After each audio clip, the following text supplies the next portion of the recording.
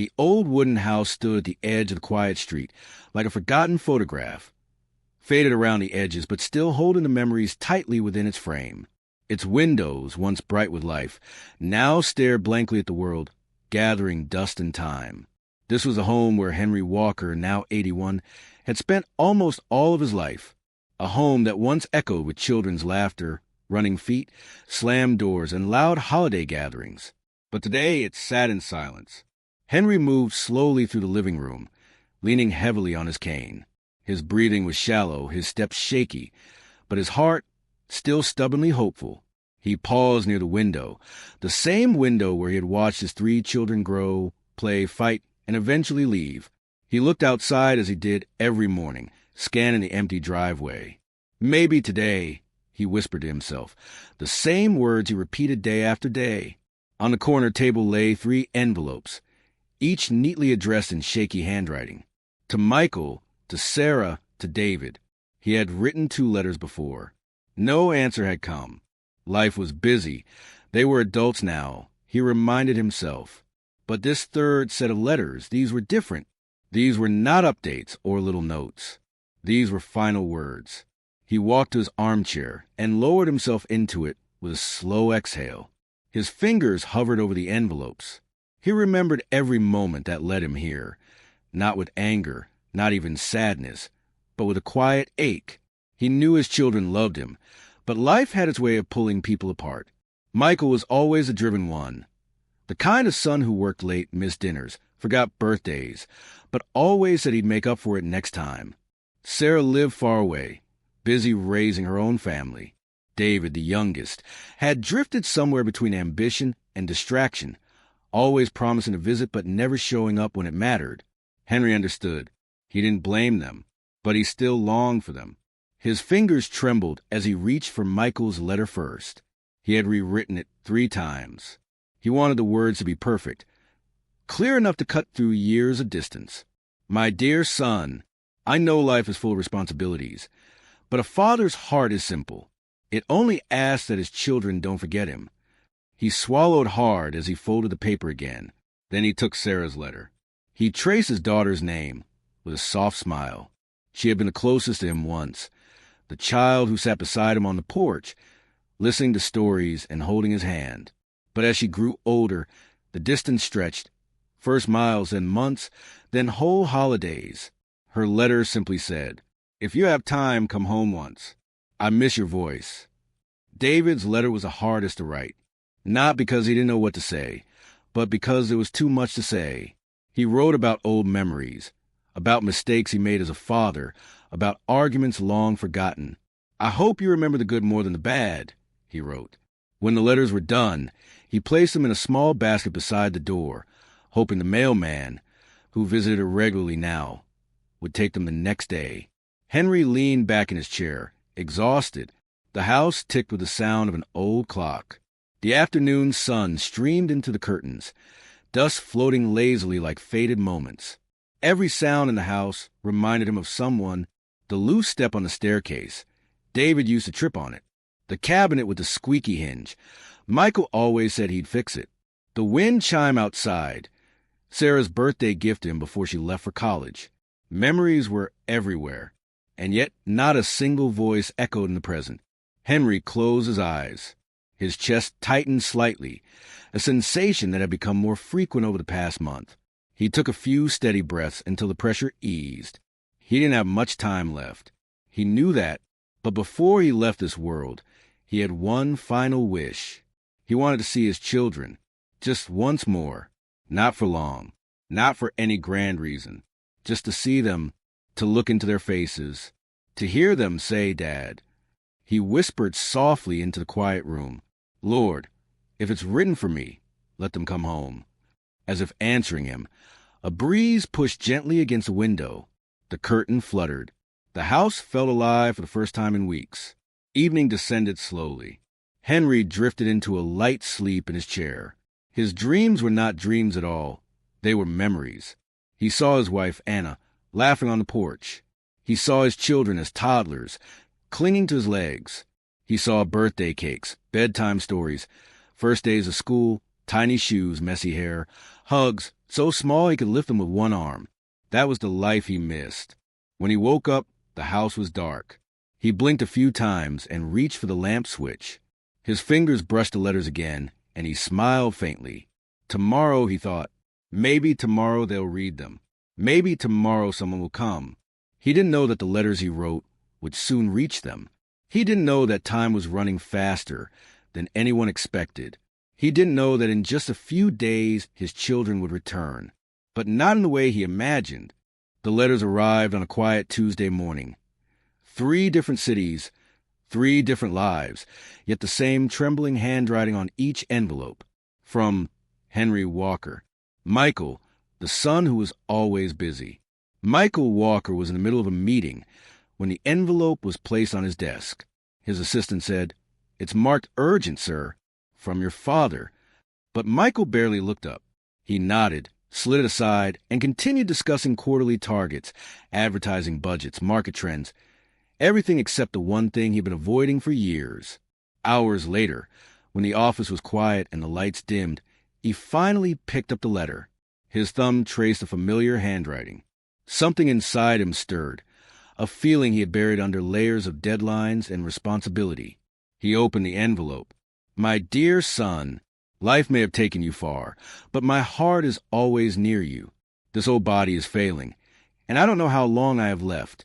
If you can come home once, I would like to see you before my eyes close for the last time."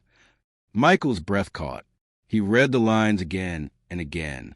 A slow, painful realization sunk into him. He hadn't visited in almost 2 years. "Dad," he whispered, feeling something break inside his chest. For the first time in years, he didn't care about meetings, deadlines, or reports. He reached for his phone, but then he stopped. What would he even say? "I'll go there," he muttered to himself, whispering to the empty office. "I'll go this week." Yet, deep down, a knot of guilt tightened. He wished the letter had reached him earlier. Or maybe he wished he had cared earlier. Sarah, the daughter who drifted away. In a quiet suburb 2 states away, Sarah opened her mailbox after dropping her kids at school. Bills, a magazine, and one envelope that made her heart jump. Dad. She hadn't heard from him in months, but not because he didn't try. It was because she never had time. Between raising 2 kids, running errands, and juggling her freelance work, she kept telling herself she would call him tomorrow. Tomorrow never came. When she tore open a letter and read the soft, aching words, tears filled her eyes. "If you have time, come home once. I miss your voice." Her throat tightened.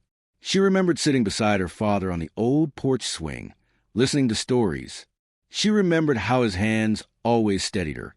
When she fell off her bike, when she cried over her first heartbreak, when she left home for college, scared but excited. And now, he was asking for something so simple. Her time. Sarah pressed a letter to her chest and whispered, "Oh, Dad, why didn't I come sooner?" She didn't wait. She ran inside, grabbed her phone, and called her brother Michael. He answered after 2 rings, his voice tight. "I got the letter too," he said. "Are you going?" she asked, her voice trembling. "Yes," he replied after a pause. "We both need to." Sarah felt a heavy ache settle over her. "Then I'll be there too," she whispered. David, the son who lost his way. David Walker was sitting in a small, cluttered apartment when the letter arrived. The place smelled of old books, stale coffee, and dreams that had burned out years ago. His life had been drifting. Unstable jobs, too many choices he regretted, and a distance from his family that grew not from anger, but from shame. He felt unworthy of his father's love. When he opened the letter, tears blurred his vision almost instantly. "I hope you remember the good more than the bad." His hands shook. His father had forgiven him for mistakes he had never forgiven himself for. He remembered the fights, the disappointments he caused, the promises broken. But he also remembered the warmth of his father's hug when he finally confessed his failures. His father had simply said, "You're my son. That's enough." Now the man who had always given him grace was asking for one final thing, a visit. David wiped his eyes, grabbed his jacket, and walked out of the apartment without looking back. He didn't know how he would face his father, but he knew he had to. The journey begins 3 siblings, living different lives, each carrying their own regrets and burdens, had been pulled by the same set of trembling words. That same night, they all began to pack. Michael booked the earliest flight he could find. Sarah arranged for a neighbor to watch her kids and started preparing for a long drive. David boarded a bus with nothing but a backpack and a heart full of guilt. For the first time in years, their paths were all leading home. Yet none of them knew the truth. Their father had already grown weaker, his breath shorter, his nights colder, and time was slipping faster than any of them realized as they traveled. Henry sat in his old armchair, staring quietly at the front door. His breaths came shallowly, each one a little harder than the last. The house around him seemed to listen, every wall, every photograph, every shadow waiting just as he was. He didn't know his letters had worked. He didn't know his children were already on their way. He simply whispered into the silent night, "I hope I see them before I go." And the ticking of the old clock answered him, marking the seconds, marking the time he didn't have. The sun was only beginning to rise when the 3 siblings found themselves on the road, each carrying different memories, different regrets, but the same fear in their hearts. What if they were too late? Michael, the flight of quiet guilt. Michael sat by the airplane window, staring at the clouds with eyes that refused to blink. He had traveled thousands of miles for work, attended conferences across oceans, given presentations in 5-star hotels. But this was the first trip in years where he felt truly afraid. He replayed every missed call, every ignored message, every birthday where he said, "I'll come next year, Dad." He remembered the last time he visited home. His father had stood in the doorway, smiling despite his weak knees, and had said, "I'm proud of you, son." But Michael had been too distracted, too busy checking work emails, too impatient to leave. And now, maybe now he wouldn't even get the chance to say, "I'm sorry." His throat burned as he whispered to himself, "Please hold on, Dad. I'm coming." He closed his eyes, and for the first time in many years, he prayed. Sarah, the drive through memories. Sarah's car hummed softly along the highway. Her hands tightened around the steering wheel each time she passed a familiar landmark, the old diner they used to stop at during road trips. The broken sign that her dad once joked was leaning with personality, the long stretch of farmland he loved watching at sunset. She remembered how he would sing old songs during drives, tapping the rhythm on the steering wheel, pretending not to notice when she fell asleep in the back seat. "You always looked out for me, Dad," she whispered. A tear dropped onto her lap. She remembered the last phone call they had. Her father had said, "You sound tired, sweetheart. Take care of yourself." And she had rushed the conversation, promising to call back later. She never did. Now each mile felt heavier, her chest tight with the weight of years lost to busy schedules and forgotten promises. "I should have been there," she murmured, wiping her eyes. The road stretched endlessly, but she didn't slow down. Not now. Not when she feared time might run out before she arrived. David, the bus ride of regret. David sat quietly near the back of the bus, gripping his father's letter so tightly the paper had creased. Outside, the world blurred past towns, trees, distant mountains. But his mind was stuck in the past. He remembered every harsh word he had thrown at his father in anger, every moment he had chosen pride over family, every time he had turned away instead of saying, "I need help." His father had been patient through it all. "I don't deserve to see him," David whispered to himself. For years he had drifted, odd jobs, wrong friends, broken relationships. His siblings thought he didn't care about the family. But the truth was crueler. He cared too much. He just didn't think he was worthy of their love. Now he was racing against time, hoping that his father's heart still held forgiveness for him. He leaned his head against the cold window and closed his eyes. "Please let me make things right, just once." Back home, the old house breathed with silence. Shadows stretched across the floor, and dust moved slowly in the shaft of morning light. In his armchair, Henry rested, his breast shallow, his eyes half open but tired. His neighbor, Mrs. Parker, had been checking on him for weeks. She entered quietly, carrying a bowl of soup. "Henry," she said gently, touching his shoulder, You didn't eat again. He smiled faintly. Not hungry today. She noticed the letters were gone from the table. You sent them? He nodded slowly. And do you think they'll come? She asked softly. His eyes drifted toward the door. I hope so, he whispered. Mrs. Parker squeezed his hand. They will. Children always come home in the end. But Henry's gaze held a deeper truth. He wasn't sure he would still be here when they did. Hours passed. Michael's plane touched the ground. Sarah's car crossed the final state line. David's bus neared the small station close to home. The closer they came, the harder their hearts pounded. All three carried memories. All three carried guilt. All three carried the fear of arriving to a house too silent, a father too still. Michael rented a car and drove faster than he ever had. When he reached the familiar old street, he slowed, breath trembling. The house looked smaller than he remembered, older, more fragile, just like his father. He parked, but didn't get out immediately. His hand sat motionless on the steering wheel. Please be alive, he whispered. Then he stepped out and walked toward the door. Minutes later, Sarah's car pulled in behind his. She stepped out, tears already in her eyes. When she saw her brother standing frozen at the door, she whispered, Is he? Michael shook his head. I don't know. I just got here. They exchanged no more words. They didn't need to. The fear was identical in both of their hearts. The bus dropped David 2 streets away. He ran, faster than he had run since he was a boy, ignoring the stitch in his side, ignoring the burning in his lungs. When he turned onto the street and saw his siblings standing there, his heart seized. They saw him, too. Michael stepped forward. Sarah covered her mouth with her hands. No one spoke. They simply looked at one another, united by the pain of time wasted. Finally, Michael said, Let's go in together. They placed their hands on the doorknob. They breathed once, and the door creaked open. Inside, the house was silent. Too silent. And for the first time in years, the 3 siblings entered a home they had forgotten, bound together by fear, love, and regret. They didn't know what waited for them at the end of the hallway, but they knew they were almost out of time. The hallway felt impossibly long. Shadows stretched across the floorboards like memories reaching out from the past. The 3 siblings, Michael, Sarah, and David, stepped inside slowly, their hearts pounding in their chests. It had been years since they last walked through this doorway together. Years since they had stood side by side as a family. Now, every step carried the weight of guilt, fear, and the hope that maybe, just maybe, they hadn't come too late.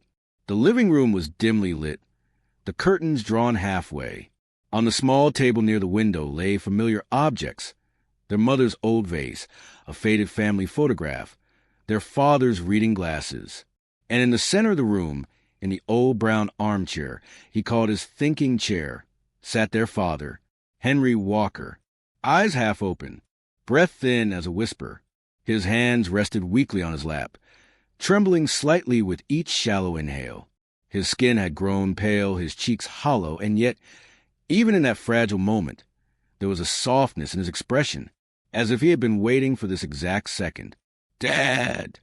Sarah whispered, her voice cracking as she rushed forward. Henry's eyes flickered, slowly lifting toward the sound. He saw them, all 3, and something inside him lit up, small, faint, but undeniably real. Michael, Sarah, David. His voice was barely a breath. Sarah knelt beside him, holding his frail hand between her shaking fingers. "Dad, we're here. We came home." Michael leaned forward, fighting the tremble in his jaw. "I'm so sorry, Dad. I should have come sooner." David stood frozen in the doorway, tears falling silently. Henry looked at each of them the way only a parent could, through years and memories, mistakes and love, hurt and forgiveness. "I knew you'd come," he whispered. The siblings gathered around him, the room filling with their quiet sobs. Sarah stroked his thinning hair. Michael held his shoulders gently. David finally stepped closer, unsure, afraid, ashamed. Henry reached out a trembling hand to him. "Come here, son." David dropped to his knees beside him, clutching his father's fragile hand. "Dad, I'm so sorry. For everything. For every mistake. For every time I disappointed you. Henry's fingers brush his cheek, wiping a tear. You never disappointed me. David broke into sobs, years of regret crashing down at once. Henry's breathing grew more shallow. The siblings leaned in, desperate to hear every word. I wrote those letters because I missed you, he murmured. His chest rose and fell unsteadily. I wanted one more moment with my children. You have it, Dad, Sarah whispered, kissing his forehead. We're here now. We're right here. His eyes softened. I'm happy you came home. The room grew heavier. Even the ticking clock on the wall seemed to slow, as though time itself bowed in respect. Michael held his father's hand tightly. Dad, please stay with us. Fight a little longer. Henry gave a faint smile. Life doesn't wait, son, but love carries on. Sarah started crying harder, rocking silently beside him. Henry looked at her. Don't regret the time lost. Just love each other after I'm gone. His eyes then shifted to David. You're stronger than you think. To Michael, don't let work steal your life. To Sarah, your heart is your strength. Each word felt like a blessing, a final piece of fatherly wisdom. But the breaths between each sentence grew longer. His hand started slipping from Sarah's. Dad, she whispered. No answer. His head leaned forward slightly. Michael straightened, fear rising in him. Dad, please. Henry opened his eyes one last time. He looked at all three children, not as adults, but as the little ones he had raised, loved, laughed with, and protected. His lips moved, barely a whisper. My babies. A single tear escaped the corner of his eye. Then his chest rose one final time, and fell, and did not rise again. Dad. Sarah shook him gently. Dad, please? Her voice broke completely. Michael pressed a trembling hand against her father's heart, hoping, praying, to feel even the faintest beat. There was none. No, no, Michael whispered, collapsing into Sarah's shoulder. David's cry tore through the room, raw, painful, years of emotion pouring out in one strangled sound. He held their father's lifeless hand against his forehead. I'm sorry, Dad. I'm so sorry. The three siblings clung to Henry's still body, their tears falling on his chest, soaking into the fabric of the shirt he wore for them. The house, once filled with silence, now echoed with their weeping. Sorrow mixed with regret, love mixed with loss, memories mixed with a harsh truth that they had run out of time. Their father had taken his last breath in the lap of his children, the moment he had waited for, the moment he had hoped for. His heart had held on, just long enough to see them, just long enough to say goodbye. The ticking clock resumed its rhythm, steady and unbothered, but for the three siblings, time had paused. They held him for a long time, as if refusing to let his soul leave the room, as if their tears could bring him back, as if love alone could rewrite fate. But some goodbyes are final. Some moments arrive too late, and some regrets stay forever. The house felt unbearably quiet now.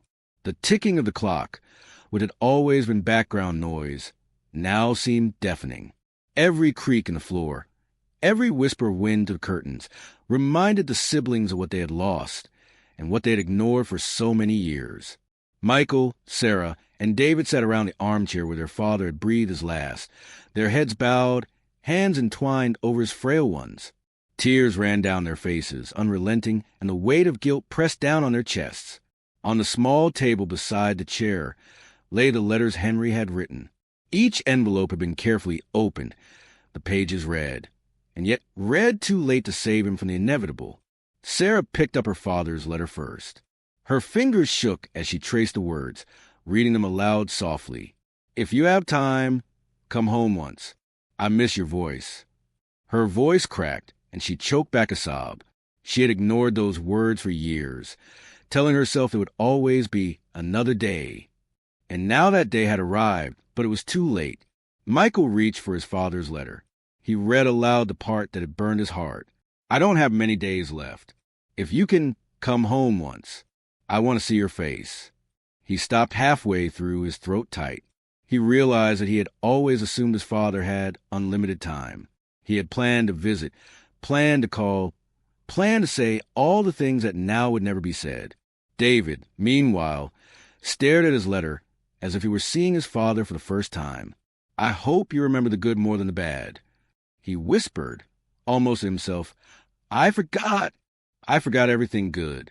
I let my anger and pride blind me." The siblings sat in silence for a long moment. The regret was heavy, almost physical, pressing on their chests. Michael finally broke it. "We should have come sooner. We should have. We all should have," Sarah said, her voice barely audible. "We took him for granted. We thought he'd always be there, waiting for us." David's tears streaked his cheeks. "And now he's gone. We didn't get to hear his voice again, didn't get to say sorry in time." Their guilt was overwhelming, but it was shared. In that shared grief, they felt a thread of connection, painful, yes, but real. After a few moments, Michael spoke again, this time quieter. "Do you remember the summer he taught us to ride bikes?" Sarah smiled faintly through her tears. "He never let go of the back of the seat, even when we begged him to. He just ran with us, cheering us on." David laughed through his grief, a hollow sound. "And he always made sure we had ice cream afterward, even when he barely had money. He just wanted us to be happy." The three siblings, lost in memories, began to remember all the small, overlooked moments. The bedtime stories, the cold winters spent huddled by the fire, the quiet encouragement when they faced their first failures. Even now, after all the years of neglect, those memories brought warmth amid the sorrow. As the day passed, the siblings realized that their father's love had always been unconditional. Even in death, he had left them something greater than letters, a lesson. He had wanted them to come home. He had wanted to see them together, holding him, loving him, before he passed. And in that, he had succeeded, even if only for a few fleeting hours. Sarah whispered, "He forgave us. Even though we were late, he gave us this moment. He wanted us to be together." Michael nodded. "We have to honor that. We have to remember him. And we have to remember each other."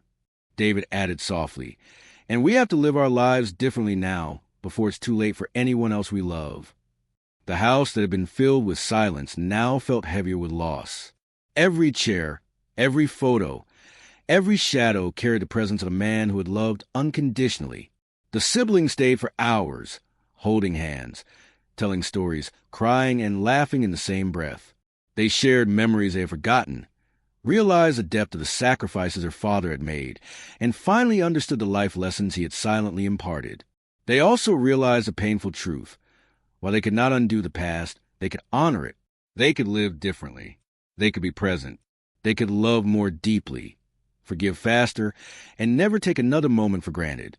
Before leaving that evening, they stood together by the doorway, one last time looking at the house that had held their father's love for decades.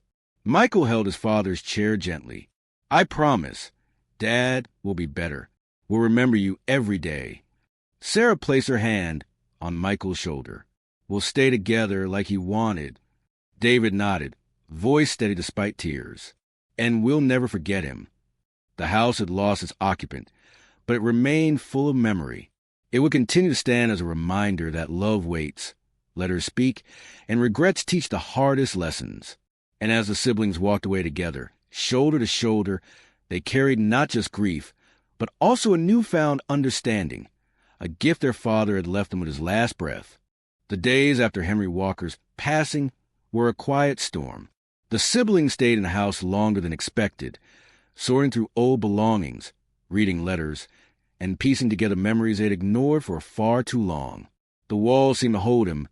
Every picture, every frame, every shadow was a reminder that he had lived here, breathed here, and loved here. The house had become a temple of memory, a silent teacher showing them the lessons their father had tried to impart. One by one, they returned to the letters. The paper was still crisp, though the ink seemed to have faded slightly in the sun. Michael read his again. The words, so simple, were sharper now in their meaning. "I don't have many days left. If you can come home once, I want to see your face." He swallowed hard.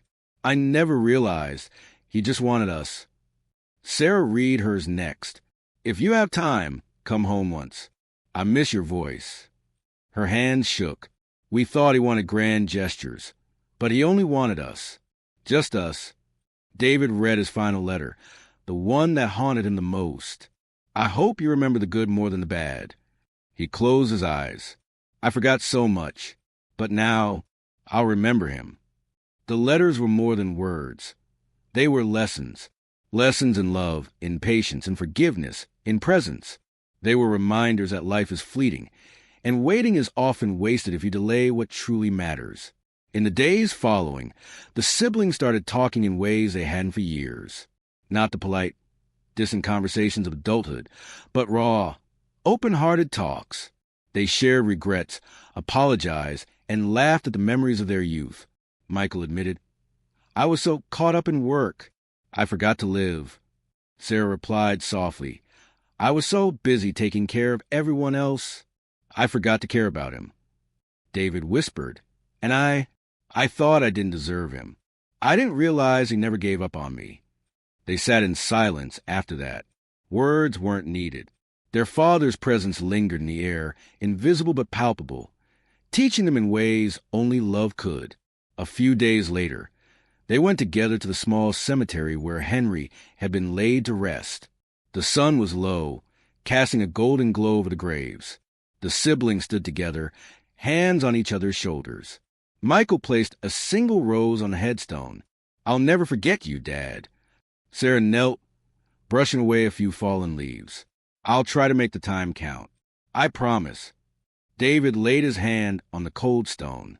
I'll carry your lessons with me every day. For a long moment, they stood there in silence, feeling the weight of grief and the warmth of love that death could never erase. Returning to the house, they noticed the small things Henry had left behind. His favorite chair by the window, the clock that ticked steadily even now, the photographs that captured joy and life. They realized that the house wasn't empty. It was alive with memory, alive with the teachings of a man who had loved them beyond measure. Michael said, we have to honor him, not just by remembering, but by living differently, by being present, by loving like he loved us. Sarah nodded. Yes, we owe that to him and to each other. David added, and we have to make sure we never take time or love for granted again. Life is too short. That night, the three siblings sat together in the living room, holding hands, listening to the quiet hum of the old house. No words were needed. Their hearts were full of gratitude, sorrow, and determination. They made a silent promise to honor their father by staying connected, to forgive each other for past mistakes, to live fully with love before it was too late. Henry had left them with letters, yes, but more importantly, he had left them with each other.